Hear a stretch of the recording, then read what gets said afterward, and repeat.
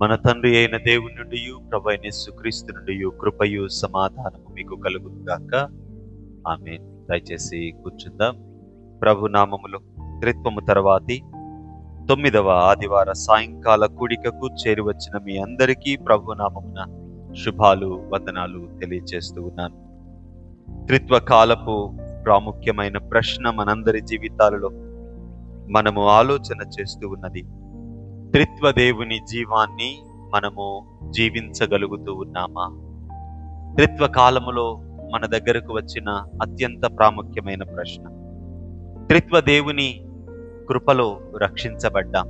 తండ్రి అయిన దేవుని ప్రేమ, కుమారుడైన యేసుక్రీస్తు కృప, పరిశుద్ధాత్మ అన్యోన్య సహవాసము ద్వారా త్రియేక దేవుని కృపలో మనము రక్షించబడ్డాము. తండ్రి యొక్కయు కుమారుని యొక్కయు పరిశుద్ధాత్మ యొక్కయు నామములో బాప్తిస్మము తీసుకుని ఆయన పేరు పెట్టబడిన జనులముగా, ఆయనను ఈ లోకములో చూపించు వారముగా, ఆయన శిష్యులముగా ఈ జీవితములో కొనసాగుతూ ఉన్నాం. అయితే మనము ఆలోచిస్తూ ఉన్న ప్రశ్న, త్రిత్వదేవుని జీవాన్ని నేను పొందుకున్నాను, ఆ త్రిత్వదేవుని జీవాన్ని నేను జీవించగలుగుతూ ఉన్నానా? ఈ క్రమంలో మన ముందుకు వస్తూ ఉన్నటువంటి ప్రాముఖ్యమైన భాగాలు, ఈ త్రిత్వ దేవుని జీవాన్ని మన జీవితములో జీవించకుండా నిలుపుదల చేసే అంశాలేంటి? వీటిని మనము ప్రాముఖ్యంగా పరిశీలన చేసుకుంటూ ఉన్నాం. మొట్టమొదటి 5 వారాలలో మనము శక్తి ద్వారా, ఐశ్వర్యము ద్వారా, జ్ఞానము ద్వారా రక్షించబడలేదు, ఆయన కృప ద్వారా రక్షించబడ్డాము. మనము అబద్ధమైనటువంటి అశాశ్వతమైన వాటిని మన అంతరంగాలలో వాటిని కొలువు పెట్టుకొని, వాటిని ఆధారం చేసుకొని క్రీస్తుకు దూరంగా బ్రతుకుతూ ఉన్నామేమో పరిశీలన చేసుకునే అవకాశాన్ని దేవుడిచ్చాడు. క్రీస్తు ప్రభు అని నోటితో ఒప్పుకుంటున్నాం, కానీ సిలువని కౌగలించుకునే జీవితాలు మనలో ఉన్నాయేమో పరిశీలన చేసుకునే అవకాశము మన జీవితంలో దేవుడిచ్చాడు. అంతేకాదు, క్రీస్తనే బండ మీదకు మనలను తీసుకుని వెళ్ళి మనలను కూడా సజీవమైన రాళ్లుగా మార్చి మన జీవితాలలో ఉన్న అబద్ధాలను, మన జీవితాలలో దేవునికి పనికిరాని సంగతులను, కృపను దూరం చేసే విషయాలను అన్నిటినీ బద్దలు చేసి సిలువను హత్తుకొని బ్రతకటానికి, మనము కూడా ఆయనను పోలి సజీవమైన రాళ్లుగా మార్చబడి ఆత్మ మందిరాలుగా కట్టబడుతూ ఉండటాన్ని మొదటి భాగములో చూశాం. ఈ కృప మనలను రక్షించింది. రక్షించిన కృప మనలను విధేయతలోనికి కూడా నడిపించింది. ఆ విధేయత మన జీవితంలో ఇబ్బందికరంగా ఉన్నప్పుడు, విధేయతను కనపరచలేని పరిస్థితిలో ఉన్నప్పుడు ఈ కృప మన జీవితానికి ధైర్యాన్నిచ్చింది. ధైర్యాన్నిచ్చి విధేయతలో నిలుపుతూ ఈ కృప మనలను క్రీస్తుకు సాక్షులుగా బ్రతికింపచేస్తుంది. ఈరోజు మనకున్నటువంటి ప్రశ్న ఏంటి అంటే, ఇలా క్రీస్తుకు సాక్షులుగా ఎంతకాలం కృప మనకు ధైర్యాన్ని ఇస్తుంది? ఇలా క్రీస్తుకు సాక్షులుగా ఇబ్బందికరమైన పరిస్థితులలో విధేయత చూపుతూ ఎంతకాలం క్రీస్తు విధేయులముగా మనము బ్రతకగలం? మన జీవితానికి ఎంత గ్యారెంటీ ఉంది ప్రభు సన్నిధిలో నిలవగలగటానికి? ఈ ప్రశ్నను ఈ సాయం వేళ మనము ప్రశ్నించుకుంటూ జవాబు వెతకటానికి ప్రయత్నం చేద్దాం. ఏ పరిస్థితుల్లో మనము ఉన్నామో, ఏ పరిస్థితులలో మనము జీవించగలుగుతామో అన్న ప్రశ్నను మనము వెతుకుదాం. ఈరోజు మనకున్నటువంటి లేఖన భాగాలు, దినవృత్తాంతముల మొదటి గ్రంథము 29వ అధ్యాయం, లూకా రాసినటువంటి సువార్త 12వ అధ్యాయం, తిమోతికి పౌలు రాసిన 2వ పత్రిక 1వ అధ్యాయం. ఈ 3 భాగాలలోని కొన్ని సంగతులను మనము కలిపి ఆలోచించటానికి ప్రయత్నం చేద్దాం. మొదటిగా మీ బైబిల్స్ని 29వ అధ్యాయము దినవృత్తాంతాల గ్రంథానికి రండి. దినవృత్తాంతాల మొదటి గ్రంథము 29వ అధ్యాయం. ఈ అధ్యాయము దావీదు భక్తుని యొక్క జీవితపు ముగింపు మనకి ఇక్కడ కనపడుతూ, ఈ అధ్యాయములోనే దావీదు యొక్క మరణాన్ని దేవుని వాక్యము లిఖిస్తా ఉంది. ఈ అధ్యాయాన్ని ప్రాముఖ్యంగా దావీదు ఎందుకు మాట్లాడుతూ ఉన్నాడు అంటే, ఇక తన జీవితం ముగిసిపోబోతుంది, తాను ఉద్దేశించిన దేవుని మందిర నిర్మాణాన్ని తాను చేయవలసి ఉంది, దేవుడు తనను నివారించాడు. నీ చేతులు రక్తమయము కనుక నీవు నా మందిరాన్ని కట్ట వీలుపడదు. నీ కుమారుణ్ణి నేను ఎన్నుకుంటూ ఉన్నాను, సొలొమోను నా మందిరాన్ని కడతాడు అని దేవుడు చెప్పాక విధేయుడై బాధ్యతలను సొలొమోనుకు అప్పగిస్తూ రాజ్యంలో ఉన్న అధికారులను, పెద్దలను, నాయకులను, ప్రజలను పిలిచి, నా కుమారుడు బాలుడు, తనకు నాకిచ్చినటువంటి సహకారాన్ని తనకు కూడా మీరు ఇవ్వండి. ఏ సంగతులైతే దేవుని మందిరాన్ని గురించి నేను మీతో మాట్లాడుతూ ఉన్నావో ఇవన్నీ నాకు స్వంతగా పుట్టిన ఆలోచనలు కాదు, స్వయాన దేవుడే నాకు అనుగ్రహించిన సంగతులు ఇవి అన్న మాట చెప్తా ఉన్నాడు. చూడండి 28వ అధ్యాయము 19వ వచనం చూడండి. ఇవన్నీ అప్పగించి యెహోవా హస్తము, ఇవన్నీ అప్పగించి యెహోవా హస్తము నా మీదికి వచ్చి ఈ మచ్చులు పని అంతయు వ్రాత మూలముగా నాకు నేర్పెను అని సొలొమోనుతో చెప్పాను. స్వయాన దేవుడే మందిర నిర్మాణ క్రమాన్ని, విధానాన్ని అనుగ్రహించినట్లు మనం అక్కడ చూస్తూ ఉన్నాం. ఈ క్రమములో తాను జీవిత కాలమంతా వేటిని కూడబెట్టాడో మందిర నిర్మాణము కొరకు వాటన్నిటినీ ఇక్కడ తెలియచేస్తూ ఉన్నాడు. 2వ వచనం చూడండి. నేను బహుగా ప్రయాసపడి, ఎందుకొరకు ప్రయాసపడ్డాడు దావీదు? నా దేవుని మందిరమునకు కావలసిన వాటిని సమపార్జించటానికి బహుగా ప్రయాసపడ్డాడు. ప్రయాసపడి ఏం చేశాడు? బంగారు, వెండి, ఇత్తడి, ఇనుము, కర్ర, రాళ్ళు, వింతైన వర్ణములు గల పలు విధముల రాళ్ళు, ఇవన్నీ కూడా విశేషముగా సంపాదించింది. ఇవి మాత్రమే కాక 3వ వచనంలో అంటూ ఉన్నాడు, మరియు నా మందిరం, నా దేవుని మందిరము మీద నాకు కలిగిన మక్కువ చేత నేను ఆ ప్రతిష్ఠితమైన మందిరము నిమిత్తము సంపాదించి ఉంచిన వస్తువులు కాక నా స్వంతమైన బంగారమును, వెండిని తన జీవితములో తాను రాజ్యమంతా, రాజ్యములన్నిటిలో తాను వెడలి జయాన్ని పొందుకున్న ప్రతి స్థలములో కూడబెట్టినవి మాత్రమే కాక తాను వ్యక్తిగతంగా కలిగి ఉన్న సంపద అంతటిలో నుంచి దావీదు చేస్తూ ఉన్న పని, వీటన్నిటినీ కూడా నేను దేవుని మందిర నిర్మాణము కొరకు ఇచ్చేస్తూ ఉన్నాను అని వాటిని దేవుని మందిర కారాగారం కాదు, ధనాగారానికి ఇచ్చివేసినట్టు మనము చూస్తాం. ఎప్పుడైతే దావీదు ఈ పని చేశాడో 6వ వచనంలో పితరుల ఇండ్లకు అధిపతులు, ఇశ్రాయేలీయుల గోత్రపు అధిపతులు, సహస్రాధిపతులు, శతాధిపతులు, రాజు పని మీద నియమింపబడిన అధిపతులు, వీళ్ళందరూ వచ్చి మనపూర్వకముగా వారికి కలిగిన దానిలో నుంచి వారు కూడా దేవుని మందిరానికి, మందిర నిర్మాణానికి అర్పణ ఇష్టపూర్వకంగా, స్వేచ్ఛగా ఇవ్వటాన్ని మనము చూస్తాం. ఆ తర్వాత 8వ వచనములో తమ యొద్ద రత్నములున్న వారు వాటిని తెచ్చి యెహోవా మందిరపు బొక్కసము మీదనున్న గెర్షోనీయుడైన యెహీయేలునకు ఇచ్చిరి. పూర్ణ మనస్సుతో ఇవన్నీ ఇచ్చిన తర్వాత వచనం చూడండి. వారు పూర్ణ మనస్సుతో యెహోవాకు ఇచ్చి ఉండిరి గనుక వారు మనఃపూర్వకముగా ఇచ్చినందున జనులు సంతోషపడిరి. అధికారులు కాని, ప్రజలు కాని ఎలా ఇచ్చారంట? వాళ్ళు మనఃపూర్వకంగా ఇచ్చారు. ఇది ఇవ్వటానికి ముందు కలిగిన సంతోషం కాదు, ఇస్తూ ఉన్నందుకు కలిగిన సంతోషం కాదు, ఇచ్చివేసిన తరువాత దేవునికి ఇచ్చాము మేము అని కలిగినటువంటి సంతోషం. ఇది మనము ఆలోచన చేసుకోవాలి. దేవునికి మనము ఇస్తూ ఉన్నప్పుడు, దేవునికి మనము నిర్ణయించుకొని మన జీవితంలో కలిగిన వాటిని మనము ఇస్తూ ఉన్నప్పుడు మన జీవితాలలో సంతోషముతో మనము ఇస్తూ ఉన్నామా, లేకుంటే పట్టుబట్టి బలవంతంగా ఆచారంతో ఆ పని చేస్తూ ఉన్నాం? ఈ రెండిటికి చాలా తేడా. దావీదు కానీ ఆనాడు దావీదు వరసను అనుసరిస్తూ వారు తమ స్వేచ్ఛతో అర్పించిన అర్పణలకు కానీ కారణం ఏంటో తర్వాత మాటల్లో మనం చూస్తే మనకు స్పష్టంగా అర్థమవుతుంది. అందుకే 10 నుంచి 13 వచనాలలో ఇలా వాళ్ళు ఇవ్వటానికి ఏ ఆలోచన వారిని నడిపించిందో, ఏ విశ్వాసము వారిని బలపెట్టిందో, ఏ ఆలోచన వారిని ధైర్యపరిచిందో మనం ఇక్కడ చూడవచ్చు. 10వ వచనం చూస్తే, రాజైన దావీదు కూడాను బహుగా సంతోషపడి సమాజము పూర్ణముగా ఉండగా దావీదు కూడా బహుగా సంతోషపడ్డాడు. దేనికి?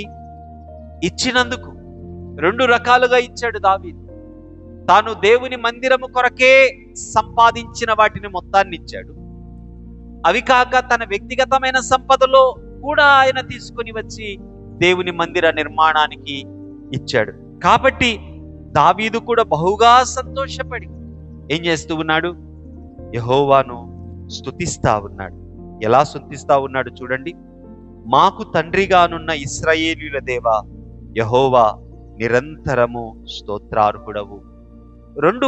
3 రకాల భావనల ద్వారా దేవుణ్ణి దావీదు స్తుతిస్తా ఉన్నాడు. ఒకటి తమ పితరుల నుంచి దేవుణ్ణి స్తుతిస్తా ఉన్నాడు. 2 మనిషిగా తనకు కంటికి కనపడుతూ ఉన్న సంగతులను ఆధారం చేసుకొని దేవుణ్ణి స్తుతిస్తూ ఉన్నాడు. 3 తన వ్యక్తిగత జీవితంలో నుంచి దేవుణ్ణి స్తుతిస్తూ ఉన్నాడు. మొదటి భాగాన్ని మీరు ఆలోచన చేస్తే మా పితరుల దేవుడు అన్న మాటను మనం ఇక్కడ చూస్తూ ఉన్నాం. మాకు తండ్రిగానున్న ఇశ్రాయేలీయుల దేవా. మా తండ్రి యాకోబు, ఇశ్రాయేలు. మా తండ్రికి నీవు దేవుడవు. మా తండ్రి అయిన యాకోబు లేక ఇశ్రాయేలు నుంచి మేము పుట్టిన వారము, ఆ సంతానం మేమంతా. అంటే మా పితరుల దేవుడవు, మాకు కూడా నీవు దేవుడవు.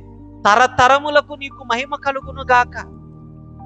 వెనకకు జ్ఞాపకం చేసుకుంటే తమ పితరులను, తమ జీవితాలను జ్ఞాపకం చేసుకుంటూ తమ జీవితాలలో ఉన్న దేవుణ్ణి బట్టి తరతరాల నుంచి వస్తూ ఉన్న స్తుతిని జ్ఞాపకం చేస్తూ తాను కూడా ఆ తరాలలో భాగమై దేవుణ్ణి స్తుతిస్తూ ఉన్నట్లు మనము చూస్తూ ఉన్నాం. ఆ తర్వాత సంగతిని మీరు చూస్తే, యెహోవా భూమి ఆకాశముల యందు ఉండు సమస్తము నీ వశమే. మహాత్యము, పరాక్రమము, ప్రభావము, తేజస్సు, ఘనత నీకే చెందును. యెహోవా రాజ్యము నీది. నీవు అందరి మీదను నిన్ను అధిపతిగా హెచ్చించుకొని ఉన్నావు. ఇక్కడ చాలా ప్రాముఖ్యమైన మాటలు దావీదు మాట్లాడుతూ ఉన్నాడు. దావీదు అంటూ ఉన్నాడు, మహాత్యము, పరాక్రమము. అంటే నువ్వు సర్వశక్తిమంతుడవు అన్న మాటను తెలియచేస్తూ ఉన్నాడు. నీవు పరాక్రమవంతుడవు, భీకర కార్యములు చేయువాడవు, భీకర కార్యములు చేసే మహాత్యము నీ దగ్గర ఉన్నది అని మాటలతో చెప్పట్లా. ఇవి మాటల వరకే పరిమితం కావట్ల. ఇదేదో ఆలోచనకు చెందినటువంటి ఒక స్తుతి కాదు. ఇదేదో ఆలోచనలో నుంచి పుడుతూ ఉన్న ఒక కవిత కాదు ఇది. ఎందుకు? ఆ తర్వాత ప్రభావము, తేజస్సు, ఘనత నీకే తెంచుతున్నవి. అంటే ఏ మహాత్యము, ఏ పరాక్రమం అయితే నేను మాట్లాడుతూ ఉన్నానో ఆ పరాక్రమము కేవలము మాటల వరకే పరిమితం కాదు. మా పితరులు, మా జీవితాలు, మేము నీ పరాక్రమాన్ని చూశాము. మా పితరులు ఇదిగో ఎర్ర సముద్రాన్ని దాటారు, పోషించబడ్డారు. మేము ఇదిగో వేరు ప్రాంతము నుంచి ఇక్కడికి నడిపించబడ్డా మేము ఈ దేశపు ప్రజలముగా మమ్మల్ని మార్చి మాకు హక్కునిచ్చి మమ్మల్ని ఈ దేశములో స్వతంత్రులుగా చేసి స్థిరపరుస్తూ ఉన్నావు. తమ జీవితాలలో దేవుని యొక్క పరాక్రమ క్రియలను వారు కనులారా చూచారు. ఇదేదో మాటలకు మాత్రమే పరిమితమైనటువంటి భావన కాదు. It's a thought plus praxis. ఆలోచన మరియు అన్వయము, ఈ 2 కలిపి దేవుణ్ణి స్తుతిస్తూ ఉన్నాడు. తర్వాత సంగతి, రాజ్యము నీది. నీవు అందరి అందరి మీదను నిన్ను అధిపతిగా హెచ్చించుకొని ఉన్నావు. రాజ్యము నీది, అందరి మీద నీవు అధిపతిగా ఉన్నావు అన్న మాటలో అర్థం ఏంటి అనంటే, నిన్ను ఎవరో ప్రత్యేకంగా స్తుతించక్కర్లేదయ్యా. నీవు ఆల్రెడీ అన్నిటికంటే అత్యున్నతమైన వాడవు నీవే. ఇక నీ పైన అంటూ ఏమీ లేదు. నిన్ను మించి ఆలోచించగలిగినది ఏంటి ఏమీ లేదు. మేమందరము ఈ విశ్వమంతా ఒకవైపు చేరి నిన్ను స్తుతించటానికి పూనుకున్న ఆ స్తుతి అత్యున్నతంగా ఆల్రెడీ ఉన్న నీకు చేరే పరిస్థితి కాదు, నీవు స్వీకరిస్తే తప్ప. ఆల్రెడీ నీవు అత్యున్నతుడవు, నీవు స్తుతించబడ్డవాడవు, స్తుతించబడుతూ ఉన్నవాడవు అని దేవునికి ఏ స్తుతి మనము ఇష్టపూర్వకంగా స్వేచ్ఛగా ఇచ్చేదే తప్ప మన స్తుతి ఆయనను ఏమాత్రము ప్రభావితము చేయజాలదు. నీవు ఆల్రెడీ గొప్పవాడివి. తర్వాత అంటూ ఉన్నాడు, ఇప్పుడు తన జీవితంలో నుంచి ఐశ్వర్యము గొప్పతనము నీ వలన కలుగును. ఎంత ఐశ్వర్యాన్ని ఇప్పుడు ఇచ్చాడు దావీదు, ఎంత గొప్పవాడిగా హెచ్చించబడ్డాడు దావీదు. కాబట్టి అంటున్నాడు, ఐశ్వర్యము గొప్పతనము నీ వలనే కలుగుతాయి. సమస్తాన్ని ఏలువాడవు నీవే, బలమును పరాక్రమము నీ దానములు. హెచ్చించువాడవు, అందరికీ బలమిచ్చువాడవు నీవే. తన జీవితములో గొర్రెల కాపరిగా ఉన్నటువంటి ఒక సాధారణమైన బాలుడైన తనను ఎన్నుకున్నటువంటి దేవుడు, బలమునిచ్చి పరాక్రమశాలిగా చేసినటువంటి దేవుడు, అనేక విజయాలనిచ్చి ఏలేవాడిగా నిలిపిన దేవుణ్ణి జ్ఞాపకం చేసుకుంటూ తాను మాట్లాడుతూ, ఈ మాటలలో మనకు అర్థమవుతూ ఉన్నది ఏంటి అంటే, అయ్యా నేను ఏదైనా కలిగి ఉన్నానంటే అది నాది కాదు, నీవు నాకిచ్చిందే. యజమానుడవు నేను, నీవు హక్కుదారుడవు నీవు, నేను కేవలము నీ యొక్క సేవకుడిని మాత్రమే అని ఈ స్తుతి ద్వారా దావీదు తెలియజేస్తా ఉన్నాడు. దావీదు ఎందుకు అంత గొప్పగా ఇవ్వగలిగాడు అనంటే, తనకు కలిగినది ఏది తనది అని భావించలేదు కనుక, తనకు కలిగి ఉన్న వాటి మీద ఆధారపడి తాను బ్రతుకలేదు కనుక. కాబట్టి తనను నడిపిస్తూ ఉన్న దేవుని వైపు, తాను విశ్వసిస్తూ ఉన్న దేవుని వైపు తాను చూస్తూ తన అడుగులు ముందుకు వేస్తూ ఉన్నాడే తప్ప, తనకు ఉన్న సైనిక బలాన్నో లేక తనకున్న తన ధనాగారములో ఉన్న ధనాన్నో ఆధారం చేసుకొని తను బ్రతకట్లా. కాబట్టి యెహోవా మందిరము కొరకు ఇవ్వవలసి వచ్చినప్పుడు, ఇవి దేవునివే, దేవుని నుంచి నాకు కలిగినవి, దేవునివి, నేను దేవుని పనికి ఇచ్చి వేస్తూ ఉన్నాను అన్న సంతోషము అతనిలో కలుగుతూ ఉంది. ఈరోజు మన జీవితాలలో మన అర్పణలు, మన సమర్పణలు ఏ ఆలోచన నుంచి వస్తూ ఉన్నాయో పరిశీలన చేసుకోవలసిన అవసరత ఉంది. ఈ మాటలన్నీ కూడా మన పాస్టర్ గారు రెవరెండ్ సంజయ్ గారి నాన్నగారు ఒక చక్కని పాటన రాశారు. మనం ఇంతకు ముందు చాలాసార్లు ఆ పాట పాడుకున్నాం. వేయి గీతాల పుస్తకంలో 24వ పాట, ఇశ్రాయేలు దేవ. ఈ మాటలే స్పష్టంగా ఆయన ఉపయోగించి ఈ పాట రాశాడు. చూడండి, ఇశ్రాయేలు దేవా నిరంతరము స్తోత్రార్హుడ, నీ ప్రభావ నామమును కొనియాడెదము ప్రభువా. ఆ తర్వాత, భూమి ఆకాశములందునున్న సమస్తము, భూమి ఆకాశములందునున్న సమస్తము నీ వశమే, మహాత్యము పరాక్రమము ప్రభావము నీదే. రాజ్యము నీదే, ఘనతయు నీదే, తేజస్సు నీదే. రాజ్యము నీదే, ఘనతయు నీదే, తేజస్సును నీదే. అన్నిటిపై నాధిపతిగా నీవే ఉంటివి దేవా. 3వ చరణం, ఐశ్వర్యము గొప్పతనము కలుగు నీ వలన, బలము నీ దానము ఏలువాడవు నీవే. ఐశ్వర్యము గొప్పతనములును కలుగును నీ వలనే, బలమును నిదానమే ఏలువాడవు నీవే. ఈ వచనాలలో ఉన్న ప్రతి పదాన్ని చక్కగా ఉపయోగించి దాసరి అబ్రహాం సుధాకర్ గారు, బహుశా 20 సంవత్సరాల పై చిలుక అవుతుంది అనుకుంటా, 30 సంవత్సరాలు అయింటుందేమో, నా చిన్నతనం నుంచి నేను ఈ పాట పాడుకుంటా ఉన్నాను. సో బహుశా వారిని దేవుడు ప్రేరేపించి, ఈ స్తుతి వెనుక ఉన్న ఆలోచన మన జీవితాలలో ఉన్నదా? మనం వేసుకున్న ప్రశ్న, ఎంతకాలము ధైర్యం కలిగి ప్రభువుకు సాక్షిగా కృపలో నిలిచి నడవగలను? ఎంతకాలం నిలవగలవో తెలుసా? ఎంతకాలం నడవగలవో తెలుసా? నీ జీవితంలో ఉన్న ప్రతి స్థితిని, సంగతిని ఒక్కసారి నిలిచి ఆలోచించి, ఇది దేవుని వలన నాకు కలిగినవి, నేను వీటి హక్కుదారుని కాదు, యజమానుని కాదు, దేవుని కృపలో నాకు అనుగ్రహించబడినవి, వీటికి నేను సేవకుణ్ణి అన్న స్పష్టత మనకు ఉంటే మనము ఆయన కృపలో నిలిచి తప్పక నడిచి తీరుతాం. రెండవ లేఖనాన్ని కూడా మనము ఆలోచన చేద్దాం. లూకా సువార్తలో 12వ అధ్యాయము మీరు చూస్తే, లూకా సువార్త 12వ అధ్యాయములో యేసు ప్రభువారు దురాశ గురించి మాట్లాడుతూ ఉన్నాడు. ఆందోళనలో ఉన్నటువంటి ప్రజలతో మాట్లాడుతూ ఉన్నాడు. తమకు కలిగిన వాటిని చాలా గొప్పగా ఆలోచించుకుంటూ అశాశ్వతమైన వాటి మీద ఆధారపడ్డ వారి, స్వాస్యాల మీద నమ్మకం పెట్టుకున్న వారి వైపు చూసి మాట్లాడుతూ ఉన్నాడు. సిద్ధపడి ఉండటానికి మాట్లాడుతూ ఉన్నాడు. ఇక్కడ మీరు చూస్తే 4వ వచనములో, నేను మీతో చెప్పినదేమనగా దేహమును చంపిన తర్వాత మరేమీయు చేయనేరని వారికి భయపడొద్దు. 8వ వచనంలో చూస్తే, నన్ను మనుషుల ఎదుట ఒప్పుకొనువాడు ధన్యుడు అన్న మాటను చూస్తూ ఉన్నా. 13వ వచనములో మనకు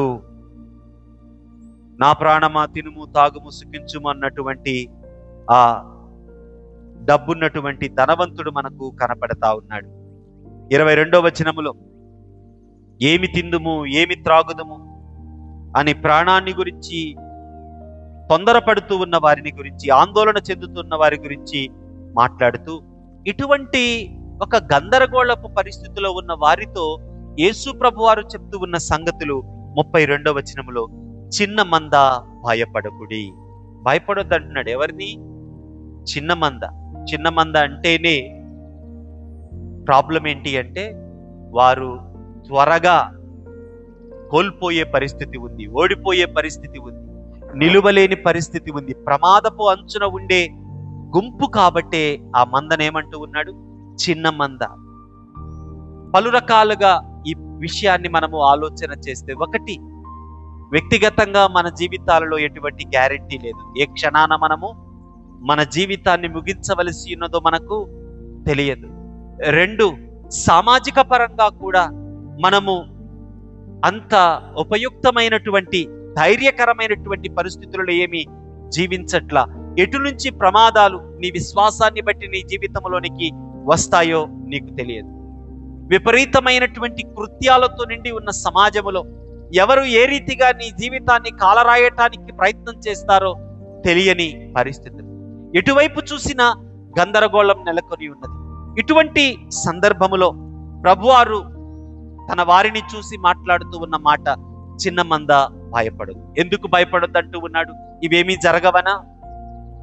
అంతకుముందే చెప్పాడు, దేహమును మాత్రమే చంపి మీ ప్రాణమును ఏమీ చేయలేని వారిని మీరు ఏమాత్రం పట్టించుకోవద్దు, భయపడొద్దు. అంతకుముందే మాట్లాడుతా ఉన్నా.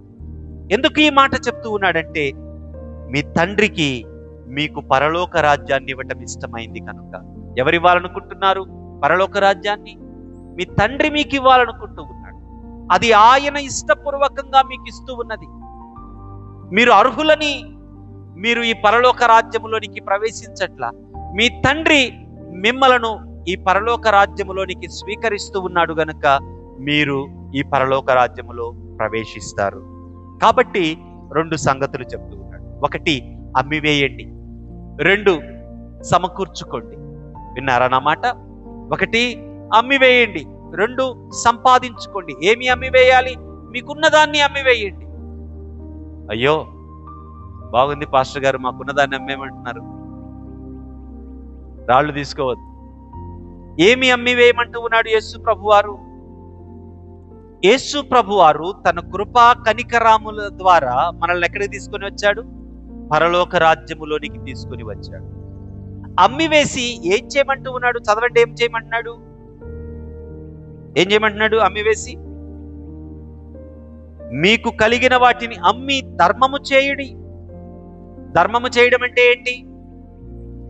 దేవుని రాజ్య విలువలు ఎక్కడైతే లోపించాయో, దేవుని న్యాయము, దేవుని కనికరము ఎక్కడ కనపడట్లేదో, నీకు కలిగిన వాటిని అక్కడ దేవుని రాజ్యము యొక్క ఎక్స్టెన్షన్ కొరకు, దేవుని రాజ్యము అక్కడ కొనసాగుట కొరకు నీ పాత్ర పోషించటము. అంటే దేవుడు నీ జీవితంలో నీకిచ్చిన వాటిని దేవుని సేవ కొరకు, దేవుని కనికరము కొరకు, దేవుని న్యాయము కొరకు నీవు అందుబాటులో ఉంచావా అన్నది ప్రశ్న.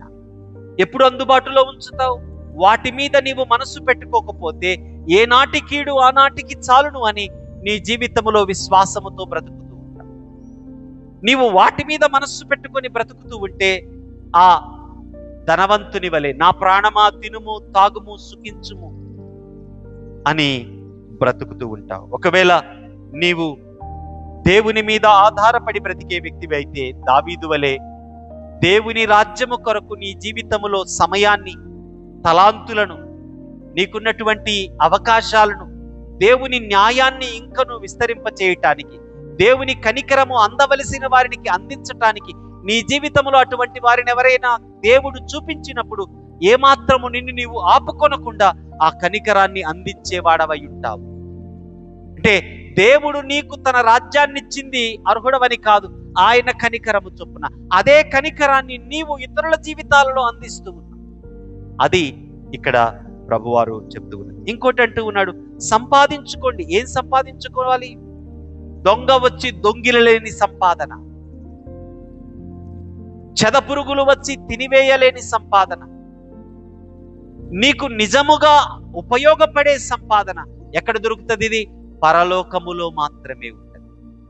అంటే ఎప్పుడైతే దేవుని న్యాయాన్ని, దేవుని కనికరాన్ని నీ జీవితంలో నీవు బ్రతుకుతూ ఉంటావో దాని యొక్క ఫలితం ఏంటి అంటే పరలోకములో నీవు ధనాన్ని సంపాదించుకుంటూ ఉన్నావు. ఇది దొంగిలబడదు, చిమ్మెట కొట్టదు. ఇది నీకు అక్కరకు వచ్చే అక్షయమైన ధనము.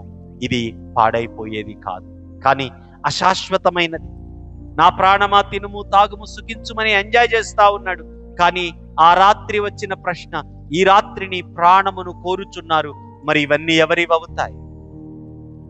కానీ దేవుని రాజ్యాన్ని వ్యాపింపచేస్తా నీవు బ్రతికే కనికరపు బ్రతుకు శాశ్వతమైన జీవాన్ని, శాశ్వతమైన సంపాదనను నీ జీవితంలో నిలిపి ఉంచతి. అది ఈ లోకమందు పరలోకమందు నీతో కూడా నిత్యము ఉండేదై ఉంటుంది.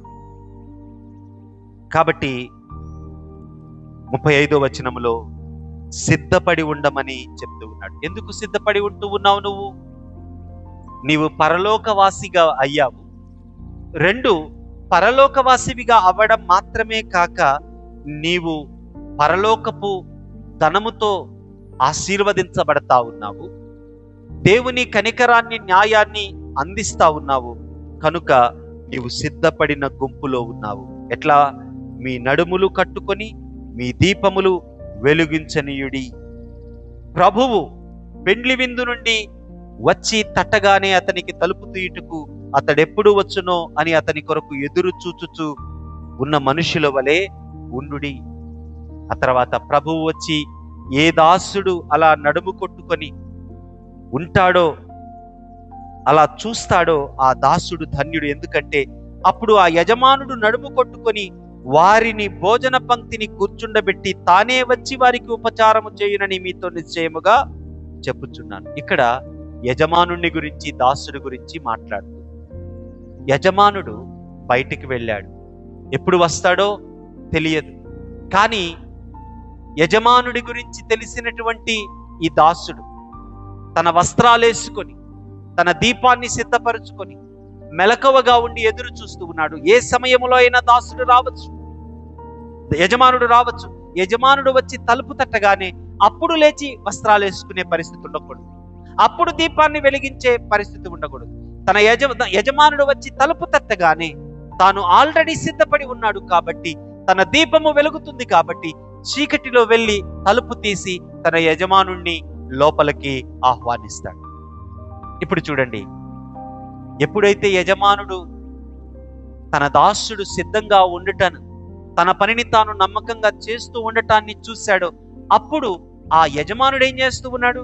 చూడండి అక్కడ ఆ యజమానుడు 37వ వచనం, 37వ వచనం, ఏ దాసులు మెలకువగా ఉండుట కనుగొనునో ఆ దాసులు ధన్యులు. అతడు నడుము కట్టుకొని వారిని భోజన పంక్తిని కూర్చుండబెట్టి తానే వచ్చి వారికి ఉపచారము చేయునని మీతో నిశ్చయముగా చెప్పుచున్నాను. అంటే మొదటి శతాబ్దపు యూదయ ప్రాంతములో యజమానుడు దాసుడు అనే రిలేషన్ని మీరు చూస్తే, దాసుడు ఎప్పుడూ కూడా యజమానుడు ఉన్నప్పుడు భోజన పంక్తిని కూర్చునే పరిస్థితి ఉండదు. యజమానుల యొక్క భోజన పంక్తి వేరే ప్రదేశంలో, దాసుల యొక్క భోజన పంక్తి వేరే ప్రదేశంలో ఉంటుంది.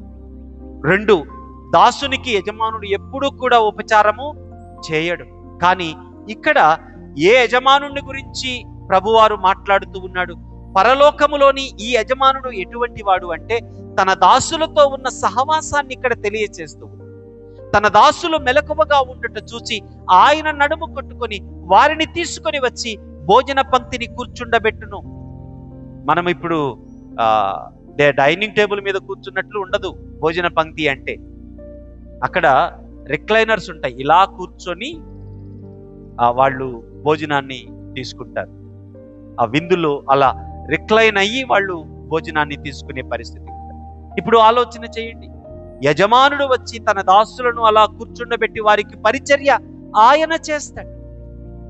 అంటే ఈ యజమానునికి ఆ దాసులు భయపడి మెలకువగా ఉన్నారు అనుకుందామా? లేకపోతే ఈ యజమానుడు ఎటువంటి వాడో ఎరిగిన వారు గనుక, ఆ యజమానుడితో ఉన్న సహవాసాన్ని వాళ్ళు అనుభవిస్తూ ఉన్నవారు గనుక, ఆ అనుభవములో తమ యజమానుడి కోసం ఎదురు చూస్తూ, ఆయనతో సహవాసములో కలుసుకోవడం కోసం ఎదురు చూస్తూ మెలకువగా ఉన్నారని అనుకుందామా?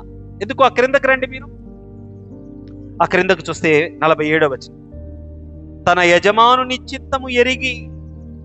దాసులకు ఏం తెలుసు? తన యజమానుని చిత్తము తెలుసు. కాబట్టి తన యజమానుని ఎరిగిన వాడు గనుక, తన యజమానుని కొరకు ఎదురు చూస్తూ ఉన్నవాడు, తన యజమానునితో సహవాసము కొరకు ఎదురు చూస్తూ ఉన్నవాడు. It was not like a boss and slave. ఒక రిలేషన్, ఒక సంబంధం, ఒక సహవాసం. ఆ సహవాసం కోసం సిద్ధపడి ఉన్న ఒక యజమానుడు ఇక్కడ మనకు కనపడతా ఉన్నాడు. ఒక మాట అంటూ ఉన్నారు ప్రభువారు, యజమానుడు ఏ జాములో వస్తాడో మనకు తెలియదు. ఇక్కడ ప్రభువారు వచ్చే సమయము ఎవరికీ తెలియదు. ఎవరైనా మీతో ఫలానా తారీఖున యేసు ప్రభువారు రాబోతూ ఉన్నారు, ఇది 2వ రాకడ సభ అని ఎవరైనా పెట్టారనుకోండి, మీరు అక్కడి నుంచి తప్పుకోండి. 2వ రాకడ సభలు ఏమీ లేవు, రాకడ సిద్ధపాటు సభలే ఉండాలి. అది ఏ క్షణమో మనకు తెలియదు. ఆ క్షణము వరకు మనము ఆయన కొరకు ఎదురు చూస్తూనే ఉండాలి. ఏంటి ఎదురు చూడడం అంటే? ఆయన చెప్పిన పనిని, ఆయన చిత్తాన్ని ఎరిగిన వారమై ఆయన చిత్తాన్ని చేస్తూ ఉండడమే సిద్ధపడటం. ఈ సంగతులు చూస్తూ ఉన్నప్పుడు పేతురుకు ఒక ప్రశ్న వచ్చింది, మా గురించి చెప్తూ ఉన్నావా, వీళ్ళందరి గురించి చెప్తూ ఉన్నావా అడుగుతూ. అప్పుడు ప్రభువారు చెప్పిన జవాబు, 2 దాసుల గురించి మాట్లాడుతూ ఉన్నాడు. ఒక దాసుడు యజమానుడు చెప్పినట్లుగా తన క్రింద ఉన్న పనివారికి సమయమును బట్టి ఆహారం ఇచ్చుచు వారికి చేయవలసిన వాటిని నిర్వహించుచూ ఉన్నాడు. మరొక దాసుడు, నా యజమానుడు ఆలస్యం చేస్తూ ఉన్నాడు, ఎప్పుడొస్తాడో తెలియదు, వచ్చేసరికి నేను సర్దుకుంటానులే అని తినుతూ తాగుచు దాసులను కొడుతూ ఇష్టానుసారంగా ఉంటూ ఉన్నట్లు మనం అక్కడ చూస్తూ ఉన్నాం. కానీ యజమానుడి చిత్తం ఏంటి? 42వ వచనం, తగిన కాలమున ప్రతివానికి ఆహారము పెట్టుట. ఆ పనికి నియమించబడినటువంటి దాసుడు ఆ పనిని చేయకుండా, తండ్రి చిత్తం ఎరిగినప్పటికీ తండ్రి చిత్తాన్ని నెరవేర్చకుండా, యజమానుని చిత్తాన్ని నెరవేర్చకుండా దానికి భిన్నంగా ఉంటూ ఉన్నాడు. ఏమనుకోవాలి దీన్ని మనము? 2 దాసులు కనపడుతూ, ఒక దాసుడు సిద్ధపడ్డాడు, యజమానుడి కొరకు ఎదురు చూస్తూ ఉన్నాడు, యజమానుడు చెప్పిన చిత్తాన్ని నెరవేరుస్తూ ఉన్నాడు. మరొక దాసుడు ఆలస్యం అవుతుంది అని తనకు తాను చెప్పుకుంటూ ఉన్నాడు, తాగుతూ ఉన్నాడు, తింటూ ఉన్నాడు. యజమానుడివి అన్న సంగతిని మరిచిపోయి తానే వీటికి ఓనర్ అన్నట్లు బతుకుతూ, తాను ఎవరికి ఉపచారము చేయవలసి ఉన్నదో వారికి ఉపచారము చేయకుండా వారిని తంతూ తిడుతూ అక్కడ విచ్చలవిడితనాన్ని ప్రదర్శిస్తూ ఉండటాన్ని మనం చూస్తాం. ఇప్పుడు నాకు చెప్పండి, మొదటి వ్యక్తి యొక్క ఆలోచన ఏంటి, 2వ వ్యక్తి యొక్క ఆలోచన? ఇందాక మనము దావీదు ఇచ్చుటలో ఉన్న దావీదు ఆలోచనను మనం ఆలోచన చేశాం. ఇప్పుడు ఈ 2 దాసులు యజమానునితో ఎటువంటి సంబంధాన్ని కలిగి ఉన్నారో చూడండి. యజమాని యొక్క సంబంధాన్ని ఆల్రెడీ మీతో చెప్పాను. ఒక కర్కోటకుడైన యజమానుడుగా ఇక్కడ ఆయన ప్రకటించబడట్లా. సహవాసము కలిగి ఉన్న యజమానుడిన. కాబట్టి ఒక దాసుడు ఆ సహవాసం కొరకు ఎదురు చూస్తూ యజమానుడి చిత్తాన్ని నెరవేరుస్తూ మెలకువగా ఉండటాన్ని చూస్తూ ఉన్నాం. మరొక దాసుడు తన ఇష్టానుసారంగా ఉండటాన్ని చూస్తూ, అంటే అర్థం ఏంటి అంటే, ఈ రెండవ దాసుడు ఈ యజమానుడితో ఎప్పుడూ సంబంధములో లేనే లేడు. ఈ యజమానుడి యొక్క సంబంధాన్ని, సహవాసాన్ని ఎప్పుడూ తాను కోరుకోవట్లా. ఇంత గొప్ప యజమానుడు తనకు ఉన్నప్పటికీ ఆ యజమానుడి దగ్గరకు ఇతను ఎప్పుడు రాలా. నటించాడు యజమానుడు ఉన్నప్పుడు. యజమానుడు బయటికి వెళ్ళినప్పుడు నిజస్వరూపము బయటపడింది. నేనంటాను, రక్షించబడ్డవారు కూడా అంతే. అంటే రక్షించబడ్డవారు అనుకుంటున్నవారు కూడా అంతే. రక్షించబడ్డాము అనుకుంటూ ఉన్నవారు తమ జీవితంలో యజమానుడు ఆలస్యం చేస్తాడు అని చెప్పి తామే యజమానులన్నట్లుగా బ్రతుకుతూ ఉంటారు. ఆయన చిత్తాన్ని ఎరిగి నెరవేర్చేవారిగా ఉంటారు. అంటే ఆయనతో సహవాసాన్ని వారు అసలు ఎప్పటికీ కోరుకోలే. కాబట్టి వారు ఏం చేస్తూ ఉన్నారు? తిని తాగి చేయకూడని పనులు చేస్తావు. కాబట్టి యేసు ప్రభువారు అంటూ ఉన్నారు, అతను శిక్షించబడతాడు. మరొక సంగతి కూడా ఇక్కడ చెప్తూ ఉంది. యూదయ సమాజంలో, మొదటి శతాబ్దపు యూదయ సమాజంలో, ఒకవేళ ఒక పనివాడు తాను ఒక తప్పు చేశాడు, కానీ తనకు పూర్తి సమాచారము తెలియదు, అప్పుడు అతనికి తక్కువ శిక్ష పడుతుంది. ఇంకొక దాసుడున్నాడు, ఆ దాసుడికి పూర్తి సమాచారం తెలుసు, తప్పు చేశాడు, అతనికి పూర్తి శిక్ష పడుతుంది. ఇది రెండు సంగతులను మీరు అర్థం చేసుకోవాలి. ఒకటి, ఎవరికి ఎక్కువ ఇస్తాడో దేవుడు వారిని ఎక్కువ అడుగుతాడు. ఎవరికి తక్కువ ఇస్తాడో దేవుడు వారిని తక్కువ అడుగుతాడు. ఇది సింపుల్ ప్రిన్సిపల్. అయితే రెండవ విషయాన్ని కూడా మనము అర్థం చేసుకోవాలి. అంటే నీకు తక్కువ సమాచారము ఉంది అని, లేకుంటే నేను తక్కువ సమాచారం కలిగి ఉంటే నాకు శిక్ష తగ్గుద్దిలే, ఇది కూడా భ్రమపరిచే ఆత్మ. ఇది కూడా భ్రమపరిచే ఆత్మ. నువ్వు విశ్వాసివిగా ఆయన చిత్తాన్ని ఎరుగవలసిన బాధ్యత నీకు, ఆయన చిత్తములో నిలవవలసిన బాధ్యత, ఆయన దాసుడిగా ఆయనతో సహవాసములో ఉండవలసిన బాధ్యత. అయితే ఒకటి మాత్రము ఇక్కడ ఒక హెచ్చరిక ఉన్నది. ప్రత్యేకంగా నాయకత్వపు స్థానాలలో ఉండేవారు, దేవుడు మీకు లోతైన జ్ఞానాన్ని, లోతైనటువంటి అనుభవాలను అనుగ్రహించినప్పుడు దేవుడు మిమ్మల్ని ఎక్కువ అడుగుతాడు. మీ దగ్గర నుంచి ఎక్కువ విధేయత ఎక్స్పెక్ట్ చేస్తాడు.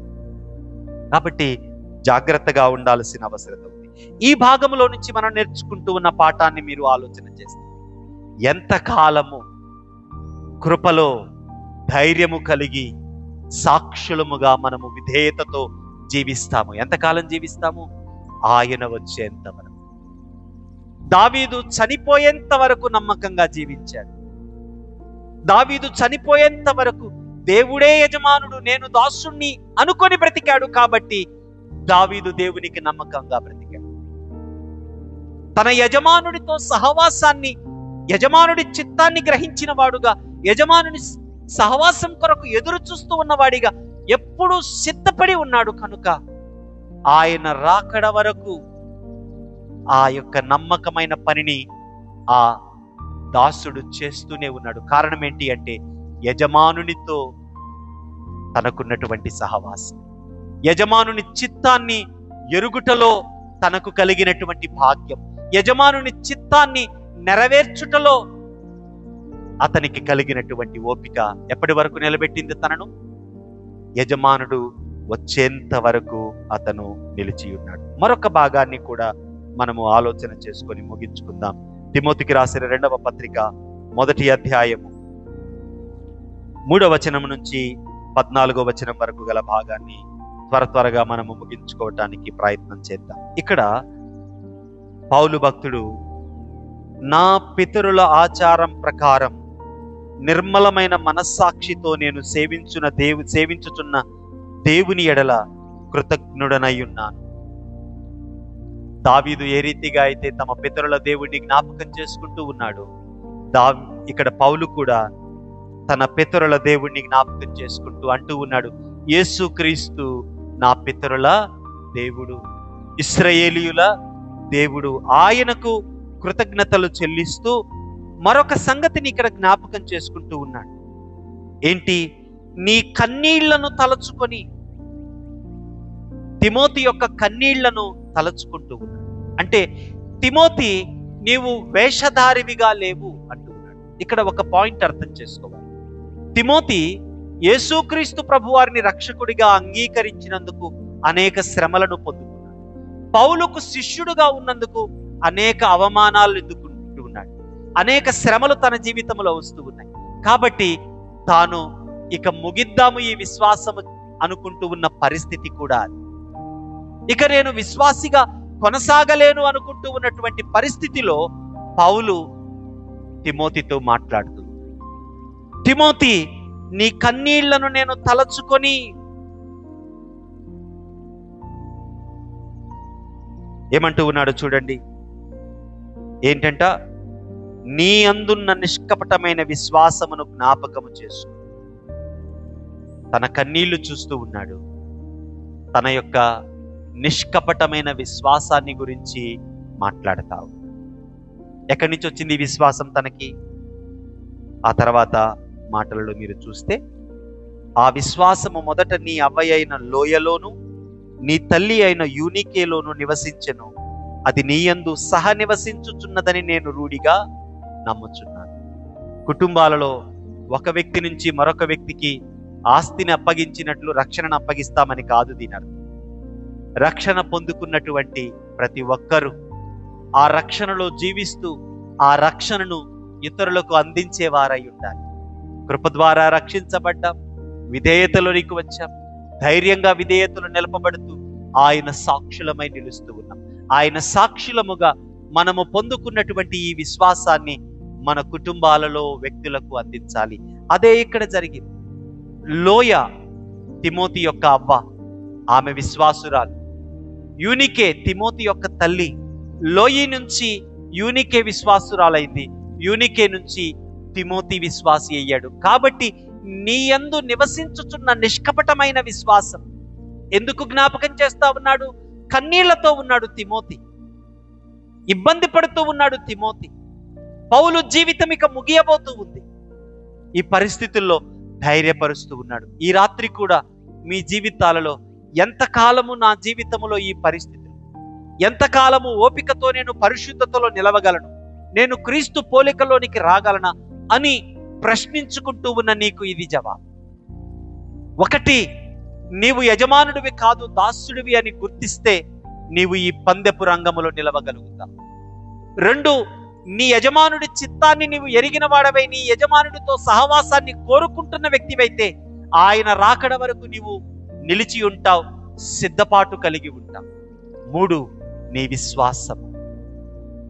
నీ విశ్వాసము ఎటువంటిదో తిమోతి భక్తుని యొక్క విశ్వాసములో నుంచి ఆలోచన చేసుకుంటూ ఉన్నప్పుడు నీకు కనిపించవలసిన సంగతులు నీవు చూడవలసిందిగా కోరుతూ ఉన్నాను. 6వ వచనం, విశ్వాసము నీవు పొందుకున్నావు కనుక. ఎలా పొందుకున్నాడు? 13వ వచనం చూడండి. క్రీస్తు యేసు నందు ఉంచవలసిన విశ్వాస ప్రేమలు కలిగిన వాడవై. ఎలా వచ్చినాయి నీకు ఈ విశ్వాస ప్రేమలు? ఒకటి, మీ అమ్మమ్మ అయిన లోయి నుంచి. రెండు, మీ తల్లి అయిన యూనికే నుంచి. మూడు, ఇక్కడ చూడండి, నీవు నా వలన వినిన హితవాక్య ప్రమాణము గైకొనుటను బట్టి. సత్యవాక్యము ప్రకటించబడింది, ఆ వాక్యాన్ని విన్నావు గనుక నీలో విశ్వాసము ప్రేమ పుట్టింది. ఈ విశ్వాసము ప్రేమను పౌలు భక్తుడు అంటూ ఉన్నాడు నిష్కపటమైన విశ్వాసము, నిష్కపటమైన విశ్వాసం. ఆ తర్వాత ఇంకో మాట అంటూ ఉన్నాడు, ఈ హేతువు చేత నా హస్త నిక్షేపణ వలన. 6వ వచనం, నీకు కలిగిన దేవుని కృపావరము ప్రజ్వలింప చేయవలనని నీకు జ్ఞాపకము చేయుచున్నాను. దేవుడు నీకు అనుగ్రహించిన కృపావరాన్ని ప్రజ్వలింప చేయాలి, వాడాలి. చాలా మంది దేవుని కృపావరాల గురించి మాట్లాడుతూ ఉంటారు. నాకు ఆ వరం ఉంది, ఈ వరం ఉంది. నువ్వు కాదు చెప్పాల్సింది నీకే వరం ఉంది. పౌలు చెప్తా ఉన్నాడు, సంఘము చెప్పాలి. నీ చుట్టూ ఉన్నవారు నీలో దేవుడు ఏ తలాంతు పెట్టాడో వారు చూడాలి. ఎప్పుడు చూడగలుగుతారు వాళ్ళు? నీకు దేవుడిచ్చిన తలాంతు నీ హక్కు కాదు, అది దానికి నీవు యజమానుడివి కాదు. ఆ యొక్క తలాంతుకు నీవు దాసుడవు కాబట్టి దీన్ని నమ్మకంగా నిర్వహించాలి అని నిర్వహిస్తూ ఉన్నప్పుడు ఆ తలాంతు యొక్క ప్రయోజనాన్ని పొందుకున్న వారు నీ వైపు చూసి ఈ తలాంతు చేత దేవుడు నిన్ను దీవించాడు అని నీ గురించి సాక్ష్యం ఇస్తారు. పౌలు తిమోతి యొక్క నిష్కపటమైన విశ్వాసాన్ని జ్ఞాపకం చేసుకుంటూ తిమోతితో అంటూ ఉన్నాడు, ఓ తిమోతి, నీకు నా వలన హస్తనిక్షేపణము ద్వారా కలిగిన దేవుని కృపావరాన్ని వృధా చేయవద్దు, దాన్ని వినియోగించు. అరే, ఇప్పుడే నా విశ్వాసాన్ని ఆపేద్దామనుకుంటూ ఉన్నాను, కన్నీళ్లతో ఉన్నాను, ఓడిపోయిన స్థితిలో ఉన్నాను, నా కృపావరాలను నేను ఎలా ప్రజ్వలింప చేయగలను? మరొకరికి ఎలా నేను ఉపయోగపడగలను? ఎలా ఉపయోగపడగలడో పౌలు వివరిస్తూ ఉన్నాడు. నీ కన్నీళ్లు నీ విశ్వాసాన్ని ఆపలేవు అన్న సంగతిని పౌలు తిమోతికి నిరూపిస్తా ఉన్నాడు. ఒకటి, ఈ విశ్వాసము నీ పితరుల జీవితంలోని యొక్క విశ్వాస జీవితాన్ని చూసి నీలో పుట్టింది. రెండు, విశ్వాస వాక్యాన్ని నీవు వినుటను బట్టి, గైకొనుటను బట్టి ఈ విశ్వాసము ప్రేమ నీలో జనించాయి. ఎలా జనించాయో చెప్తూ ఉన్నాడు. ఒకటి, మన క్రియలను బట్టి కాక, 9-10 వచనాలు, మన క్రియలను బట్టి కాక తన స్వకీయ సంకల్పమును బట్టి అనాది కాలముననే క్రీస్తు యేసునందు మనకు అనుగ్రహింపబడినటువంటి క్రీస్తు యేసును మన రక్షకుని ప్రత్యక్ష వలన బయలుపరచబడినటువంటి అనాది కాలంగా క్రీస్తు యేసులో ఉన్నటువంటి రక్షణ, మన రక్షకుడు ప్రత్యక్షమైనప్పుడు మన యొద్దకు బయలుపరచబడిన రక్షణ. ఏంటి రక్షణ? తర్వాత మాట చూడండి. తన కృపను బట్టి మనలను రక్షించి పరిశుద్ధమైన పిలుపుతో, చూడండి, తన కృపను బట్టి రక్షించిన రక్షణ, మనకు అనుగ్రహించబడిన పరిశుద్ధమైన పిలుపు. ఈ రెండు ఏదో ఇప్పుడు జ్యోతి ఇక్కడికి వచ్చి కూర్చుంది కాబట్టి రా జ్యోతి అని పిలుస్తుంది కాదు. ఇది యేసు క్రీస్తులో ఉన్న ఈ రక్షణ అనాది కాలానికి సంబంధించింది. అది ఆయన కుమారుడైనటువంటి యేసు క్రీస్తు ఈ లోకములో ప్రత్యక్షమైనప్పుడు మనకు బయలుపరచబడింది. ఎలా బయలుపరచబడింది అంటే, ఆ క్రీస్తు యేసు మరణమును నిరర్థకము చేసి జీవమును అక్షయతను సువార్త వలన వెలుగులోనికి తెచ్చాడు. ఆయన మరణించి పాతి పెట్టబడి తిరిగి లెగుచుట వలన మరణాన్ని నిరర్థకం చేశాడు, జీవాన్ని మరణించిన వారిలోకి అనుగ్రహిస్తూ ఉన్నాడు. కాబట్టి ఓ తిమోతి, నీ కన్నీళ్లు ముగింపు కాదు. అంత మాత్రమేనా? 7వ వచనం, దేవుడు మనకు శక్తియు ప్రేమయు ఇంద్ర నిగ్రహము గల ఆత్మనే ఇచ్చాడు, పిరికితనము కలిగిన ఆత్మను ఇవ్వలేదు. ఓ తిమోతి, నీవు ఆయన జయించిన జయములో విశ్వాసివయ్యావు. ఆ సత్య సువార్తను విని విశ్వాసివయ్యావు. ఆ ప్రేమ నీలో జనించింది. ఓ తిమోతి, నీవు పిరికితనపు ఆత్మను పొందుకోలేదు. ఏ ఆత్మను పొందుకున్నావు? పరిశుద్ధాత్మను పొందుకున్నావు. 14వ వచనం చూడండి. మీకు అప్పగించబడిన మంచి పదార్థములు మనలో నివసించి ఆ పరిశుద్ధాత్మ వలన కాపాడుము. పరిశుద్ధాత్మ నీకు శక్తినిచ్చి నీ విశ్వాస జీవితాన్ని ఆయన కాపాడుతాడు. అంత మాత్రమేనా? ఇంకా చూడండి 12వ వచనం, ఈ హేతువు చేత నేను శ్రమలను అనుభవించుచున్నాను గాని నేను నమ్మిన వాని ఎరుగుదును గనుక సిగ్గుపడను. ఎందుకు సిగ్గుపడడు? ఏమి తెలుసు ఆయనకి? నేను ఆయనకు అప్పగించిన దానిని రాబోచున్న ఆ దినము వరకు ఆయన కాపాడగలని రూఢిగా నమ్ముచున్నాను. చూడండి, ఎంతగా నీ జీవితము ఆఖరు వరకు నిలిపి ఉంచటానికి దేవుడు తన కృపను బలముగా విస్తరింపచేస్తున్నాడు. అర్థమవుతుందా నా మాట? ఓ తిమోతి, నీ కన్నీళ్లు ముగింపు కాదు. నీ పితరుల ద్వారా నీ జీవితంలోనికి వచ్చినటువంటి విశ్వాసం, సత్యవాక్యము అనగా అనాది కాల సంకల్పము నెరవేరుస్తూ యేసు క్రీస్తు వారు మరణాన్ని ఓడించి జీవాన్ని బ్రతికింపచేసినప్పుడు ఆ విశ్వాస వాక్యాన్ని విని విశ్వాసము నీలో జనించింది. నీలో పిరికితనపు ఆత్మ లేదు, నిన్ను కాపాడే పరిశుద్ధాత్ముడు ఉన్నాడు. నీవు నాకు అప్పగించబడ్డావు. ఓ తిమోతి, క్రీస్తుకు అప్పగించబడ్డావు. ఆయన రాకడ వరకు నిన్ను కాపాడుతాడు.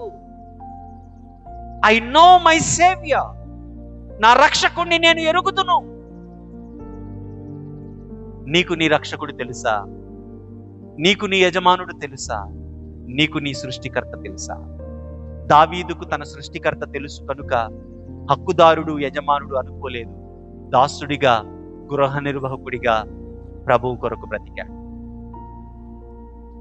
యజమానుడి చిత్తాన్ని ఎరిగిన వాడుగా, యజమానుని సహవాసాన్ని కోరుకున్న వాడిగా తాను యజమానుడిలాగా మారలా, దాసుడిగానే సహవాసము కొరకు ఎదురు చూశాడు. యజమానుడి చిత్తాన్ని నెరవేర్చాడు. యజమానుడు రాకర వరకు తాను చేయవలసిన పనిని చేస్తావు. కన్నీటితో ఓటమి అంచున వదిలిపెట్టే పరిస్థితిలో ఉన్నాడు తిమోతికి జ్ఞాపకం చేస్తూ ఉన్నాడు. తిమోతి, నీ కన్నీరు ముగింపు కాదు. నీవు సిగ్గుపడనవసరము లేదు. నీ రక్షకుడిని నీవు ఎరుగుదువు. ఈయన అంతము వరకు నిన్ను కాపాడువా. ఈయన మరణాన్ని తుంచివేసి జీవాన్ని నీలో పుట్టించినవాడు. ఈయన నీకు ఇచ్చిన ఆత్మ పిరికితనాన్నిచ్చే ఆత్మ కాదు, అది దత్తపుత్రాత్మ. ఆయన పరిశుద్ధాత్ముడు. ఆ పరిశుద్ధాత్మ నిన్ను ఆఖరి వరకు ఈ పందెపు రంగములో నిలిపి ఉంచుతుంది. కాబట్టి నేను ఈ శ్రమలను సిగ్గుపడక అనుభవిస్తూ ఉన్నాను, నీవు కూడా. 8వ వచనం, కాబట్టి నీవు మన ప్రభువు విషయమైన సాక్ష్యమును గూర్చి అయినను ఆయన ఖైదీనైన నన్ను గూర్చి అయినను సిగ్గుపడక దేవుని శక్తిని బట్టి సువార్త నిమిత్తమైన శ్రమానుభవములో పాలివాడమయ్యుండు. ఈరోజు మీకు కూడా నేను తెలియచేస్తూ ఉన్న హెచ్చరిక, వాగ్దానము ఇదే.